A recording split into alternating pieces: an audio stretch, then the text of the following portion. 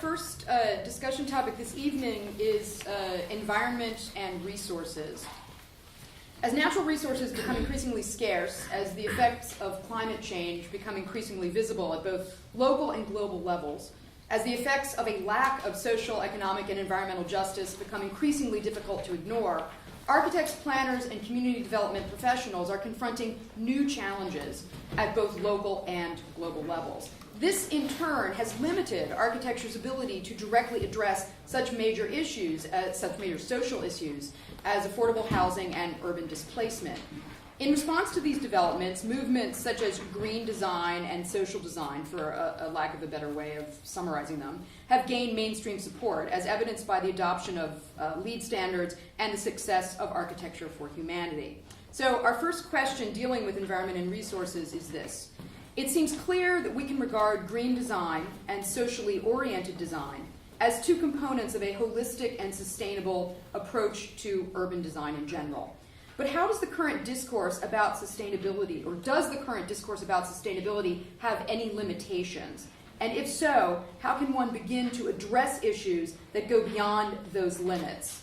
And we might, just by way of thinking about what those limitations might be, David and Cliff suggest that perhaps relying solely on technical solutions or the degree to which conventional real estate development models have generally regarded the built environment primarily as a financial commodity. Those might be two possible limitations. So, Mindy, would you like to open up the discussion? Sure. I'm sure you're going to call him one of those guys. We can start at the other end if you prefer. It's all right. I'm going to go for it. So I'm a psychiatrist, so all this green building and LEED standards is stuff I know nothing about. But what I do know as a psychiatrist looking at cities is that we're in a period of phenomenal economic restructuring. And what the economists say is that we're going to come out of, at the point at which we come out of this recession, the job market will have been fundamentally changed so that people are long-term jobs with good benefits and high wages will basically have been relegated to the era of the dinosaurs, and people are going to have short-term jobs with few benefits and low wages.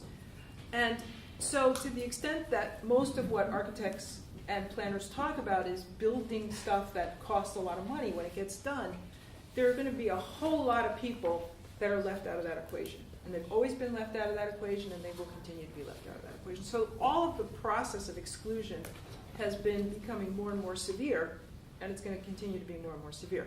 So to the extent that most of the discourse about sustainability is disconnected from the discourse about economic restructuring, and in fact there's not much discourse about this economic restructuring at all, I think we're in a world of trouble. That's what I have to say. Thank you. Tony? I would certainly endorse what Mindy just said, but the question is how do you work within that? Economic restructuring as a large question, of course, is always on the table, but there are also within the existing structure kind of alternative mechanisms that can be employed. So, for example, for those of you who read the New York Times, there was a piece in the last week by Michael Kimmelman, who's the new architecture critic, comparing Pruitt-Igoe, which is this housing project in St. Louis that is notorious for eventually being blown up, comparing that with Penn South, which is a limited equity cooperative in New York City. And he was basically, the point he was making was architecture is not destiny, that high-rise doesn't mean it's terrible and you're going to have to blow it up. After all, a lot of rich people live in high-rise. What he might have gone a little bit further into discussing was Penn South, because there's an economic model there called limited equity cooperatives, where people, this was built in the 50s, when people bought in, they bought in at a relatively low cost per room, like $600 a room. Now it would be a bit more than that. But the idea is that you're buying not a commodity, but you're buying a place to live, and you're buying into a community that's going to have not just the housing, but also, in this case, union-based, a series of collective programs for education, for healthcare, co-op pharmacies, etc. And at the end of the time, if you want to move, you sell at a restricted sales price, so you can't realize the market value. So it's a question, is housing valued for its use and its occupancy, or is it seen purely as an economic asset? I dare say, given the collapse of the mortgage market, where a lot of people were overextended, I think largely at the suggestion of the banks and lending institutions.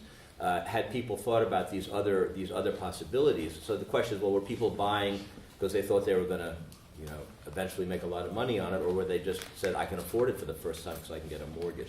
So the limited equity co-op model, for example, would be an interesting addition to today's conversation. Second one would be the notion of community land trust, because housing is expensive.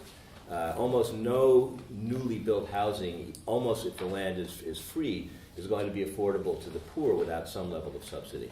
Community land trust, which is a mechanism that's gaining traction, I would say, is the idea of municipalities or counties purchasing available land in their communities and keeping that as a resource to eventually develop, not necessarily for housing, but certainly could be, because the government entity can write down the cost of the land, can choose to do that.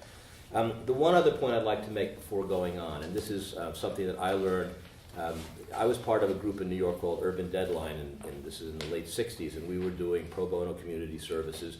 And I worked while in school with a group called the Real Great Society in East Harlem, which was concerned with rehabilitating old law tenements, old tenement buildings. And one of the things that I learned early on was that the primary issue wasn't design, that the primary issue was you were working with people who had no economic or political power. And the question is, well, how do you gain access to that? That's a whole other discussion about theories of social change and access to power. But when architects go in and do community work, and the community design movement, and warn me if I'm going on too much here, the community development corporations came out of community-based organizations that were organized for the most part in opposition to urban renewal. The early activities were all organizing. And what happened is that people were successful here and there in blocking the highways and blocking the urban renewal, but they didn't have the resources to build the alternative that they wanted, nor did they have access to that. So a lot of them became their own developers. And that shifted the terms of the engagement. I'd like to just point out one group in Newark, because at the end of the day, you work in community development. Are you primarily a designer or an organizer? At least at one level. I'm not sure if those are the only. I don't think they're the only. You know what, Tony? This actually, you're getting into what will come up later. in the stop. second question, I'll so stop. we'll come back to that. Bob.